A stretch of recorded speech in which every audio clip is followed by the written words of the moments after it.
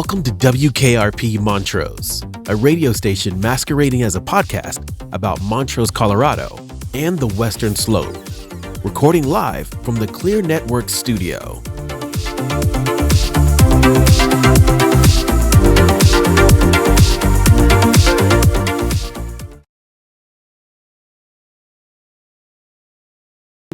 He just starts talking, right? And here's the deal. It's my fault. It's the second time. It's the second take of this again. Hey, everybody! Welcome to another episode of WKRP Montrose. I'm Dennis. That's Rob. You probably already know that. We've done 15 minutes of this show already, and we're going to force our guests to go through it again with us. Simply Here's the because good thing. We don't make him pretend. No. We're not going to say like let's say the same old jokes again. No. The big joke is, hey, we're doing this for the second time. Yeah, we're doing it for the second time. Dennis has got jet lag. I flew in from he flew in from from Dallas. from Dallas, and boy, are my arms tired. Just crushed it. You could have said that the first time. Yeah. We want to first thank our esteemed sponsors for making this happen. Yeah, absolutely. Thanks to Clear Networks, you can see their beautiful sign up there. Yeah. And Blaine, do it for me one more time. Where's the other logo? There's one right there. Oh, look at that. And then down underneath, down whatever below that is, we're pointing something in there. Clear Network Studio. Yada yada yada. Blah blah blah blah blah. What did we do the first time? I do want to rehash one thing that we said. Yeah. I want to give a big shout out to our new teammate, Savannah. She's a relatively recent graduate from CMU. She's been working with us, doing some stuff. She's helping us with all kinds of projects. So you will notice this getting better. Yeah. But just like the first take, I want to look into the camera and say, Savannah, don't be too good. Because it's not a high bar, we've said. So I don't want you to, make us look too bad by improving it drastically overnight. Yeah, because then people know that we're spending money, and we're not doing it. We're not doing it. And so then it doesn't. You know what? I'm okay with that. You keep crushing it, Savannah. You're doing a great job. Thank you to Clear Networks because they're helping us. Yeah, for sure. They're helping us grow and reach more people with fantastic internet. And we will thank our other sponsor. Always. We can't partake today. Well, I have a cup of tea, and it's not in a Pomona mug. But thanks to Pomona, they usually provide us with some kind of libation. But we have a cop in a uniform, so we can't do that. Yeah, we can't do drinking. All right. So let's get straight to it. Well, no, hold on one second. One other opportunity. You'll notice we're changing things around here. So if you, you might have a company or a business. I got some space up here. You've got a logo on your hat over there. Networks, of course. There's still some room around here to highlight some other great businesses and opportunities and events and things in town. So if you would like to be a part of that with WKRP, call 970-316-3162. Look, you could have your name on a pen. Right there. This is from ServPro. They didn't pay us to do this, but I'll be reaching out to Terry. Okay. So we've got great opportunities, and we're also continuing to look for great guests. That being said, we have an even better guest sitting on the couch, the really nice couch right now, and his feet do touch the floor. That's because he's a big presence of a man, and we're grateful to have him. Chief Blaine Hall, thank you for joining us. Thank you. Thanks for going through this a second time with us. Absolutely. We didn't get into the meat and bones. We didn't get into the meat of this anyway. So should we just jump right to it? Well, so we have a Q&A. Yeah. I mean, I will reiterate that you said this month was your 28th year. Yep, February 17th. As a police officer in some fashion in Montrose, Colorado, which is kind of crazy. That's a long time to be in one job. I'm not that guy. Yep. You're not that guy. Yeah. We have jumped around a lot, I'm sure. Well, what's the longest job you've ever had? Longest job? Yeah. Oh, please. Not even like... I know. I don't stay places Me that neither. long. Me neither. Well, mostly because I'm the type of guy that likes to leave my impression and then I'm out the door. Oof, Well, we'll kick off. I want to ask though, why 28 years? What is it about being a police officer? I think every day is just something new, and I really love this community. This community has always been welcoming. There's always a new challenge. It doesn't necessarily mean that the challenges are always good, but they're worthy of having good people to try to solve them. And this community has been awesome to me and my family, and it's been great to try to give back these last 28 years. Such a noble answer. Yeah. We're not used to that. No, I was feeling a little Mayberry moment there. That might be too old of a reference for you, Rob. It is too old. It is. I'm happy to report, but I mean, you started out as a patrolman. I did. Yeah, right? 1997. At the bottom, essentially. At the very bottom, I was the youngest police officer on the department in 1997. Do we dare ask how old you were when you were that patrolman? Don't make people do math. Why are you going to do this? They can't. Our readers are dumb. They don't care about that. They can't count. He called you readers. Now that should be the telltale sign that Rob is much older than he plays on to be. Our readers don't read. Yeah. Okay. But yeah, 28 years, it's a long time. Can I ask then, just to put it into perspective, when did you actually become chief? How long have you been in that position? So that was 2018 is when I was promoted to the police chief position after Tom Chin, who was, my boss for years and just such a great guy. And I learned a lot from Tom, and hopefully I'm not disappointing him today. And how did it feel to get the call, or to, however it works, to get the call and say, hey, you got the job? Yeah, I did. Amazing, scary. Was that something that did Tom let you know that it was coming, that opportunity was coming? And what does that look like to hey, I'm going to retire, or I'm going to step out, and I'd like you to be my replacement, or we're thinking of you as the replacement. I'm sure there was probably a job search or whatever. Tom was awesome. He helped open doors, but he was just that kind of chief. And just the relationship that I got to develop with, at the time, our city manager, Bill Bell, our council, the other department heads. Tom was one of those individuals that took a step back and let you move forward and like I said, open doors. And I love him today. Yeah, he's an awesome man. Is there any Tomisms that you could share in that position that would that we would appreciate? Maybe I do this today with some of my guys, and so Tom, gosh, he's gonna kill me. We'll make sure he gets to see this too. We'll clip this out just for Tom. He had a desk calendar, and so when it became serious, he would put his hand on the desk calendar and he would look down at you and he'd say, "Can I tell you something?" That's when you knew something was coming? You knew there was a piece of wisdom that was about to be imparted upon you. Yeah. And it didn't matter if you were Blaine Hall or Gene Lillard or Keith Caddy or even Bill Bell. Yep. He was going to impart that piece of wisdom. He was about to lay it on you. He was. Okay. I was going to say, I love that. That's code. He was going to impart some wisdom. I think you can say that you're going to get chewed out a little bit, maybe. I feel like I need to have that moment. Yeah, I need so to that that it's coming. I need to impart some wisdom. No. I think it's the other way. And by the way, for our viewers that are out there, a desk calendar is this thing that they used to have that was a paper calendar that was on your desk month to month, and you would write in the days like things that you needed to do. The times. So, they are changing. They have a change. They have a changed. Just like that dial-up phone. Oh yeah. Rotary phones. Oh Lord. I think that somebody should make a soundtrack of like noises and like see if people can figure out what they are. We should have a special episode where we get people under the age of say 20 and put them on the really nice couch. And we'll put them on the couch and say, "Tell us what this is," and it's the of the rotary phone. or the dial-up tone. Like that would be a good one. Yeah. All right. Well, so we do have questions. We have questions but before we get into that quick fire Q&A part, which you just said before we get into it 5 minutes ago, Blaine's got places to be. I'm pretty sure that was the first recording. Oh, okay. That might be right. So what I want to do, though, is I want to just have a brief conversation about the man. It sounds really cheesy, but the man behind the uniform and things like that, because you are in a uniform, but that is not what defines you.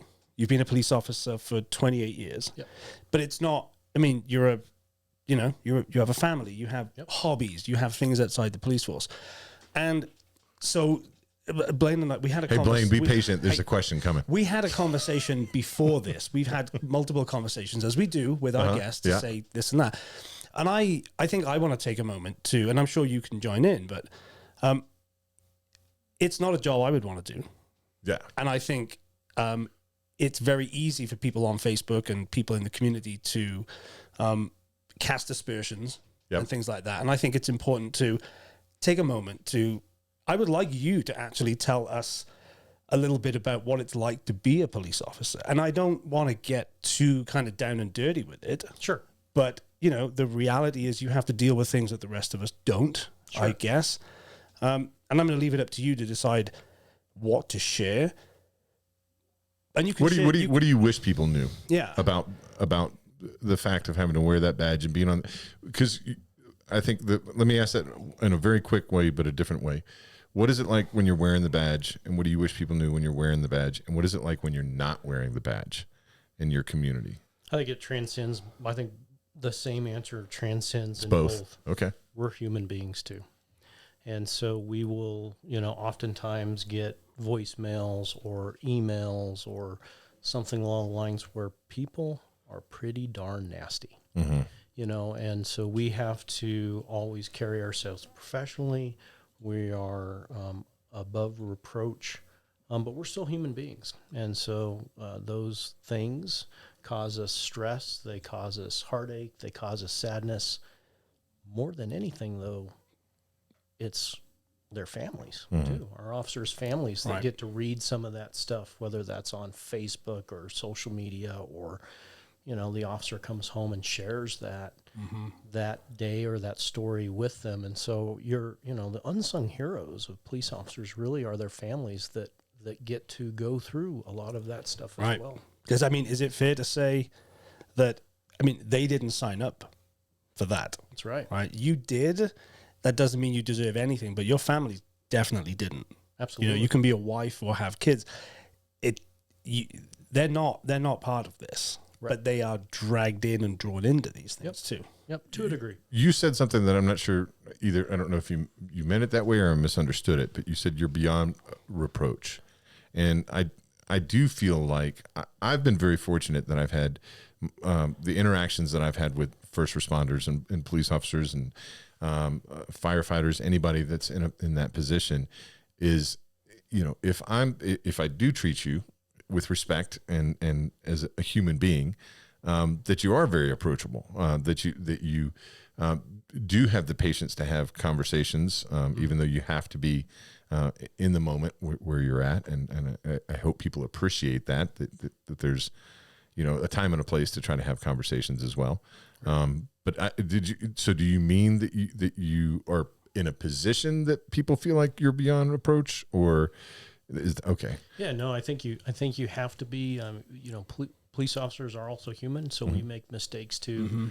But oftentimes, I think people just want to be listened to, and you have to have a thick skin. You have to understand that that people want to be heard, and it's, you know, a good police officer. It's less about their muscles and more about how they communicate. You know, and what the ultimate goal is, which is not always an arrest or a ticket. It's really about trying to solve a problem. Now, sometimes it leads to that. Right. I mean, we are law enforcement, and we have to toe the line. But sometimes people just want to be heard, and you have to take a step back and be patient, and sometimes let that happen. I've heard the term, and I don't know if this is an American thing. It could be Colorado or maybe not. But, you know, police officers referred to as peace officers. So you can, you know, sometimes you're law enforcement, but other times you're an officer of the peace. And I guess it's interesting sometimes that to think that your job is made so much easier if you actually don't have anything to do. Yes, you're exactly right. The more you have to do, the worse it is for kind of everybody involved. That's right. So, do you want a boring job? Do you know what I mean? Yeah, if you could have a boring job, would you want a boring job? Honestly, I would love to have a boring job. Right. But if there was peace and you didn't have to actually have to do any policing, right, it would be. But honestly, if that were not the case, then I'd spend all day with you guys, just talking to you guys. Which works for me. Well, then we'd have very little to talk about as well, actually. Works for me. Yeah. I've always wanted to ask this, and hopefully, I just want to keep it short, but I just curious your thoughts on it. You know, we understand the mental impact that it takes for people that serve our country at war. but oftentimes I feel like we don't take that into effect for our first responders. I've even talked to my wife about the idea of like, it feels like you should have tours of duty as well, for those of you that are on patrol and out in the field, and because I don't think people understand the breadth of things that you that you end up being responsible for. Right. The calls that you have to go on, the especially if you're a family person, the family interactions that you have to be in between.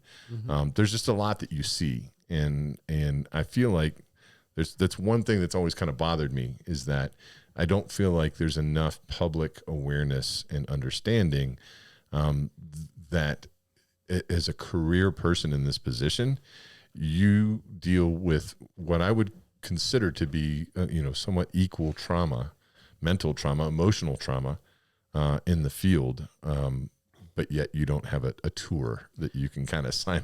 Yeah. Does that make sense? No, okay. I think it makes perfect sense. I think it's getting better. Okay. And I've seen both ends of the spectrum growing up and growing through, policing and where policing is today. And there's been a lot of changes. One of the positive changes has been mental health awareness for police officers, and then the support. And, that's a direction that our department went a few years ago. We're continuing. We just hired an individual named Mike Steffes, who's taking over our peer support mental health awareness programs. We have actually 2 master's level clinicianists that visit our department once every 2 weeks. Wow. And hold office hours, so that not just our police officers, but all of our staff. Yeah, your support staff as well, yeah. And so you mentioned support staff, and that's really important to remember. Our records folks, they get to see all the body camera. They get to review all of the reports. They prepare everything to go to the district attorney's office, and that vicarious trauma is really hard. And so they see it all too. Right. And no one really talks about them. No. And they are unsung heroes within our agency, really no different than the police officers, the dispatchers. They don't necessarily go to the physical danger. Right. They get to see all the same stuff. Right. That can't make for an easy day. No. So thank you very much to all of you that are part of the support staff in our community for our service providers as well. Well, you actually answered a question I had, and one of them was, how are you supported? And you answered that, so it seems essential. I know that you and I have our things that we want, but we did get a lot of response. We did, and there's some both serious and some comical ones that I feel like we should address. Well, I think the next obvious one for me is going to be a question that we had about mental health, but it's about mental health from the perspective of during a contact or during an arrest. Do you get training to deal with people who have maybe very obviously have some kind of mental health issue, and the question goes on to ask about disabilities. Sure. We're in a small town, so I guess it's perhaps not as prevalent as other places. But if you arrest somebody who is the question is, if somebody who's deaf, somebody has a mental or physical disability, do you receive training for all of this stuff? Great question. So all the way back in, I think it was 2001, 2002, I was one of the first police officers to go to what's called CIT training. And it still is a thing today, if you will, and it's a group of individuals that bring actors together that actually can act out different types of mental health issues, disabilities like autism, and we put our officers through that training so that they can recognize those different disorders. Instead of potentially escalating a situation, they can de-escalate a situation. And so our officers go through that training. It's a 40-hour class, and we've hosted it. We send officers all over the place to get that training. And then the second component to that, and this was a Tom Chin era idea or program, if you will, and that's our mental health co-responders. And so we were one of the first agencies in Colorado to actually have master's level clinicianists embedded in our agency. And his name is Drew Sanders, and he works for Access Health. And he is embedded in our agency. He rides with our officers. And when we have a mental health call, he comes out with our police officers. So we have training, and then we actually have an Access Health provider on scene to help de-escalate, and then also provide immediate services. So sometimes it's just about getting that person back on their medication or reconnecting them with services in the community. And he's there to do that. And what that actually does is it helps get our officers back on the street. Right. And then he follows up with those connections to make sure that that person is maintaining their meds, staying with services, things like that. So it has been an excellent program. It's a great answer to a great question. Well, it's great to know that we have the resource as well. Yeah. And so I think sometimes when we think about things about like increasing staff or the facilities that we need to have, we wouldn't have those opportunities otherwise. And so, well, it's not just with us. We share that program with the Montrose County Sheriff's Office, and so they're looking for a second clinicianist right now. I believe they've hired one, but we're normally staffed with 2. So this is a fast growing community. It is. We've changed population quite a bit.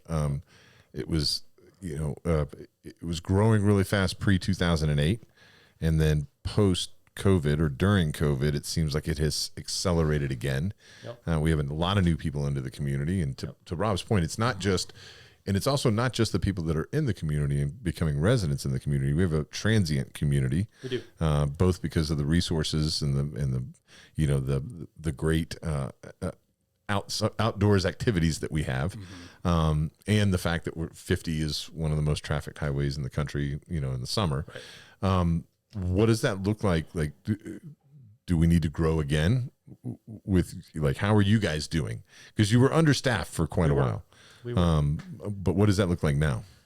Right now, it's excellent. So we're about 4 to 5 positions away from being fully staffed. I would predict that by the end of this year, and that's with 5 individuals slotted for our police academy in the summer, with another group of certified officers that we're hiring currently, we're going to be fully staffed by the end of this year with everyone trained and up and going.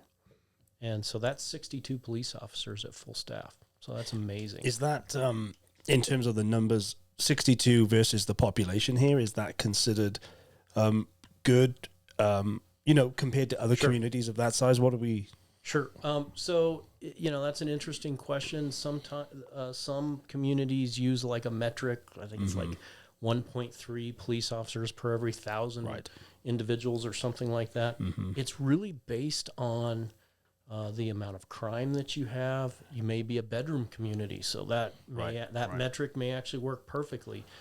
One of the things that's really important is measuring response time. And so if your response times are very high, then you may need more police officers. You may need to allocate resources differently. So there's just not one size fits all. Right. While we're on that, I just want to ask you, can you give us an overview of crime? What are we looking at as a community? What are you guys dealing with on a regular basis that you at least want to make the community aware of? Sure. Yep. So I would say that we are definitely we've seen a reduction in some property crime areas. Yeah. But we're really needing to focus on violent crime. We really need to focus on our sexual assaults, which are down, which is great. But our domestic violence is a little bit down, but it's holding pretty steady. And one of the things that we're moving down the road with is a domestic violence task force in 2025. That's a partnership between the Sheriff's Office, the PD, District Attorney's Office, probation, really to identify the offenders and then the victims to help give them better support so they don't return. Right. And then do better cases on some of these repeat offenders. Right. Because usually those repeat offenders are also the same offenders that are causing a lot of the other crime in the community. And so we need to get a better handle on that. And really it comes down to just the partnerships between everyone working together to focus on those individuals. Well, speaking of partnerships, what can we do as the community? Yeah, absolutely. Because it's our community, right? Yep. It's all of us. So what can we do to help? Is over-reporting a problem? Nope. Is under-reporting a problem? Yep. Okay. You got to call us. And I don't know how many times, and Tom Chin used to say this, you got to call us. Right. And people are like, yeah, I just didn't want to bother them. I called, I'll give you a good example. I called recently, right? Yeah. I was driving down the street. Hartman's, right? It was night. So crazy. And I drove down, I forget what street it is, but I could see the back of Hartman's. And there was, it looked like a canister or something. There was just a cloud of smoke, like pouring out of that building. It was like dry ice. And it was 2 feet off the ground. And I thought, that can't be right. Right. Yeah. So you called. And I called it in, and they said, hey, we'll send someone to take a look. And I felt for a moment, I was like, I don't know, should I? I was like, no, I'm just going to call it in because... I think I know that call, and that was a fire. Really? I think that was a fire in one of the wells, the stairwells of one of our downtown businesses. Okay. And so if you called that in, perfect example. You got to call us. And usually if you're, whatever that is inside you, your sixth sense that's telling you something ain't right. Right. It's probably because something ain't right. Right. Rob and I disagree on part of this though, because I think there's a fine line. Like he's a see something, say something type of person. But you mentioned, I'm not laughing because this is a serious conversation. Where this is going. I'm laughing because where's the line between I kind of grew up as, don't be a bystander, be an upstander. Like, when you see something, say something, but also don't necessarily just walk away from a situation. And I know that there's a fine line there, like a fine line where we need to make sure that we reach out to you. Right. But at the same time, I don't want to walk away from a situation where, something bad could happen or somebody, somebody could get hurt or whatnot. I don't think you should necessarily walk away from a situation, but at the same time, I think you need to be a good witness. Right.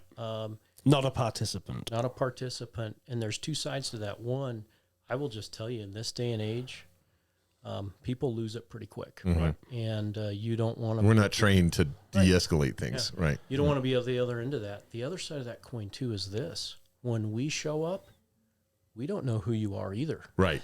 So it could be part of the problem. Right. Yeah. That's a good point. Yeah. You might actually be contributing to the confusion of the situation. Right. So, take a step back, be a good witness, stay on the phone with dispatch. Our response times are pretty good. We'll be there. Yeah. So, well, I can attest to that. I've been very grateful. They haven't turned out to be anything. But we've had people that have been displaced or whatnot that have come through our neighborhood, and it always happens to seem it's not an issue when it's during the day. I don't feel like, but we've had people that end up like out in front of our house at an odd time at night, type of thing.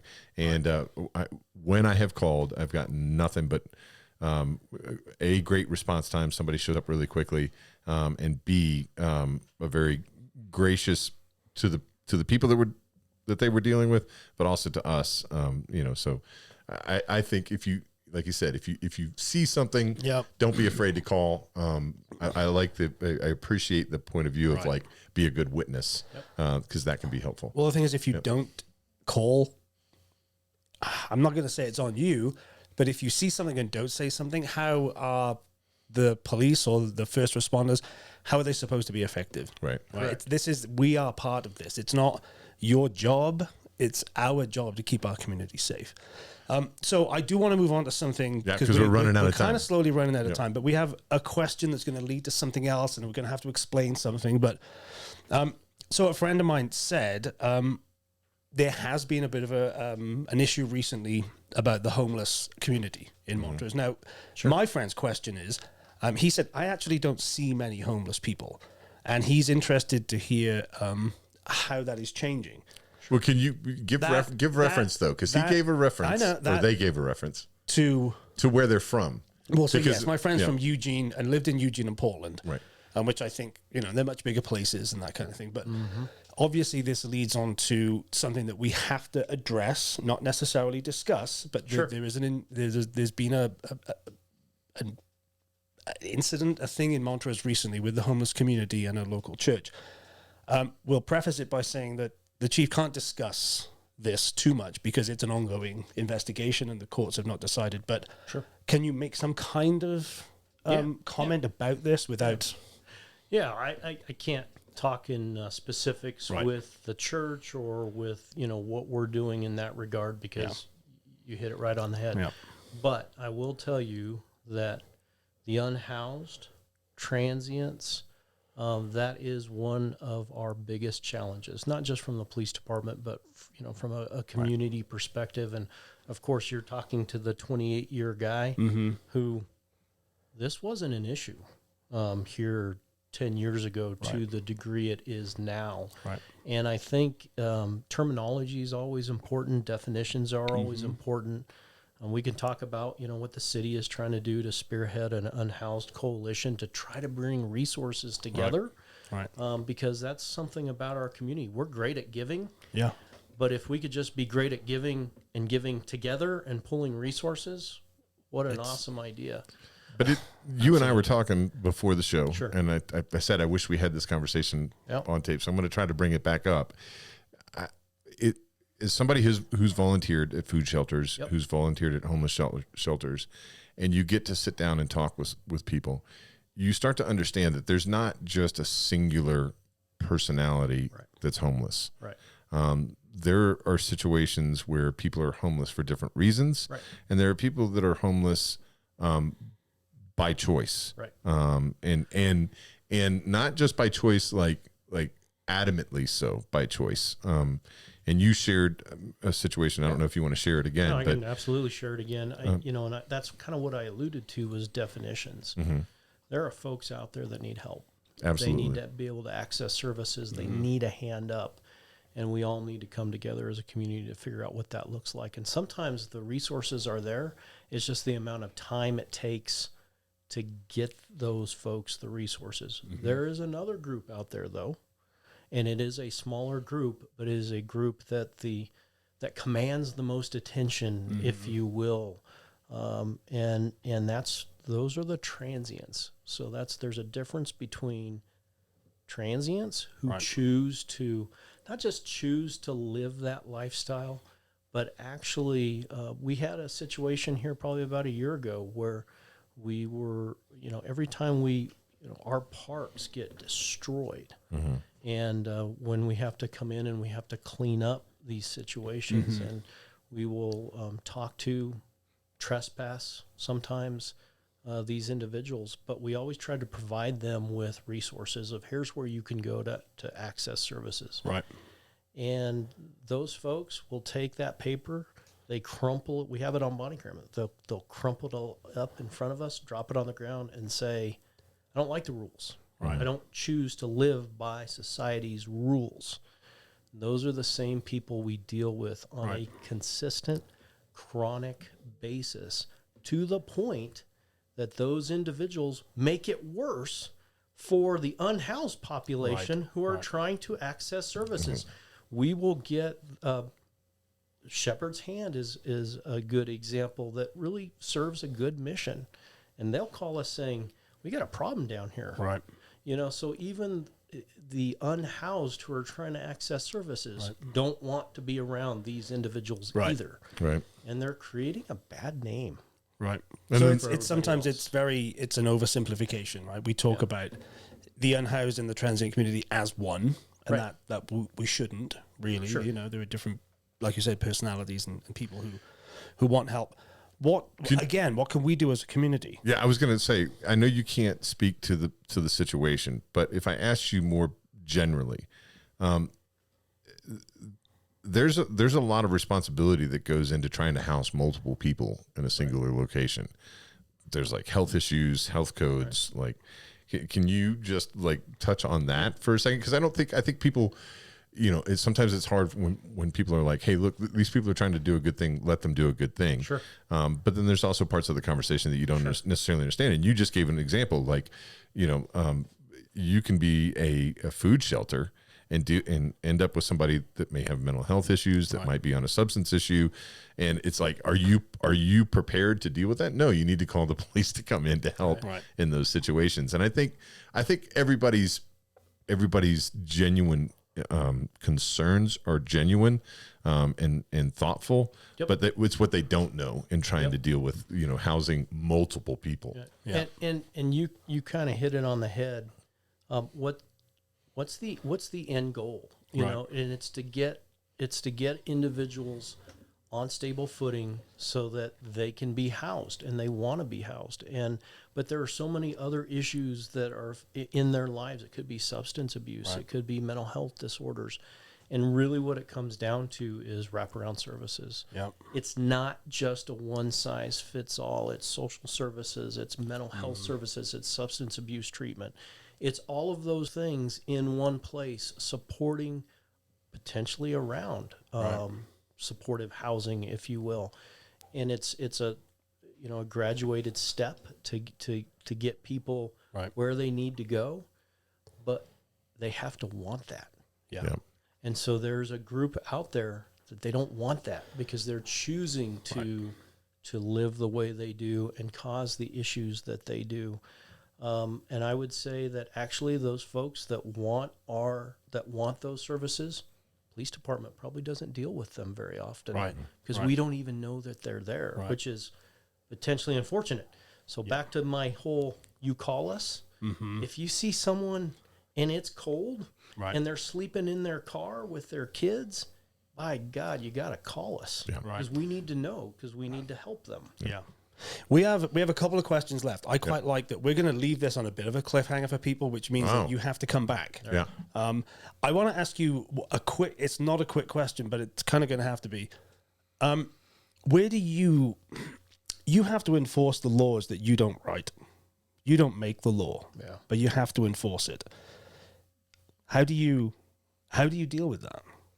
Well, I think that there's always a bit of discretion, right? You always want to end that contact, hopefully on a positive note. This is a time in our country right now that's difficult, and I've said it before at the forum, immigration, and people seem to think that the police department is involved in immigration, and we are not involved in immigration enforcement. In fact, there's a state law that very clearly says that we cannot assist federal immigration authorities with civil immigration detainers. On the same note, we will absolutely assist and can assist if you are a criminal. I don't care about your documentation status. If you are committing crimes in our community, then we're going to arrest you. If you are a victim in our community and you need our help, I could care less about your documentation status. We're going to help you. And I want our citizens to know that we don't choose based on documentation status. We choose based on our jobs. Are you committing a crime or are you a victim? That was literally, it's not even on the document. It was a question I forgot to put on there that somebody asked me, and you answered it. We're going to wrap quite up, eloquently. We're going to wrap up with a couple of quick questions. These are kind of the... But I want a little more lighthearted. These are kind of slightly goofier ones. One person expressed and asked me to ask you specifically why Buick drivers don't know how to use roundabouts. And I said, it's not Buick drivers. It's a lot of people in this community. It's wild. I come from a town that has... First of all, you don't have any Buicks in the fleet, do you? We don't have Buicks in the fleet.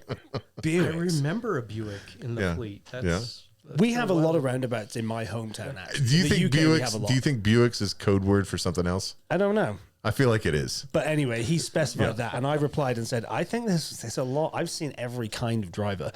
And then we have another question about roundabouts, because it's such a crazy thing here. Hang on.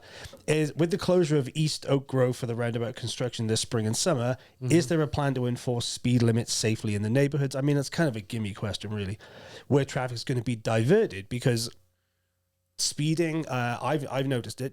People tend to. How do you guys prioritize like traffic in the area? I think sometimes we prioritize it based on complaints. So right now, and I'm going to tell you guys, this is my pet peeve. The noise from mufflers and the drag race. Oh, I hate it. Oh, me too. You know what? You guys can send all the hate mail my way. Yeah. Your roll-on coal, your stuff that you think, like, can we get past it? Can we find another way for you guys to, present your what? No. I want the smoke. Not you. I'm telling them. If you've got a big truck that makes a big noise, just quieten it down. Come on. Well, we actually have an ordinance. And so, within the last, it's always a priority, right? But it's also based on staffing. It's based on the amount of people we have, because we got to be there to respond to calls. But we're staffing up. And so I think make a call, right? Right. This is, again, goes back to that. You have to. And we got a complaint the other day about the mufflers and the drag racing and those kinds of things. Yeah. Right.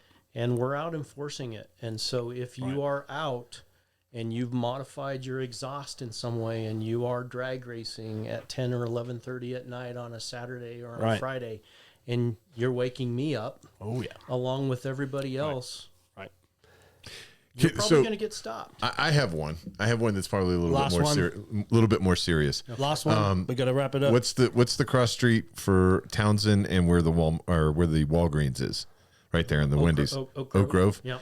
That stoplight, where you're coming to Rio Grande, right? And people just do not understand that they don't have the right of way to turn left because there's opposing traffic coming. But as soon as that light turns green, whoever's in the turn lane headed south towards the mountains immediately goes. Yep. And I just feel like as much as not understanding how to use a roundabout, that's not the cities though, right? Is that CDOT's or? Oh no, it's very much the cities. Okay. And so this is Councilman Dave Frank's personal pet peeve is that intersection itself. Well, there's been a number of accidents there, and I feel like for that reason, it's because those lanes are offset. Yes. And so that's on the block. Oh, that's great to hear. Yeah. To reset that. It all costs money and it takes time. You know how we have to take an eye test when we renew our license? Oh, yeah. Can we make the eye test that they actually have to watch a short video about doing a roundabout? That would be awesome. I think that would be super helpful. Let's campaign on that. Should we? Yeah. We had a I don't know if he made it for office or not, but when we did the block party, we had a potential. We got to get some bigger connections up the hill. Or on the other side of the hill. What we could do is the second time I come out, we could actually do it from the middle of a roundabout. All right. Oh. Done. Now we're talking. We won't get anything. Nobody will hear anything because it'll just be like nonstop, like honking. Yeah. And if we cause an accident, then I'm going to feel even worse. That'd be bad. Yeah. Blaine, I can't thank you enough. I know that I shouldn't be so personal. Sergeant Hall, thank you for coming. Chief Hall, sorry. Chief, see, I screwed it up. That's okay. So we'll beep the word sergeant and it'll sound like you're saying something. I was trying to be respectful of the badge, and I screwed it all up because we know each other personally. But I mean, I like the idea that we are in a small town community. Yeah, absolutely. I want to reiterate what you said. Every one of your staff are part of our community. They're human beings. They are. Please, as you're out there, no matter what your stress level is, as my wife always reminds me, you don't know what kind of day somebody else is having. And so if they're not being polite, or if they're not being cordial, or if they're even being a little bit, frustrated with you, maybe understand that there's some things that you don't know that are going on. And so just as much as you have grace for other people in your life, please try to have grace for those people that are out there protecting us. So I'll leave it at that. All right. Let's wrap it up. We're going to wrap it up? Yep. All right, everybody. Thanks for watching another episode of WKRP. Thank you for continuing to download, subscribe to the YouTube channel. I mean, you could do it more. Yeah, you could do it more. So far. Yeah, I mean, come on. But you're out there watching it. Hit the subscribe button. It doesn't cost you anything. We're going to get the chief back because there were going to be more questions. But it was really great. I appreciate you coming on, and I'm sure that this will go down quite well. And there's going to be demand for you to come back. So we appreciate it. All right, everybody. That's another episode of WKRP. Have a great night.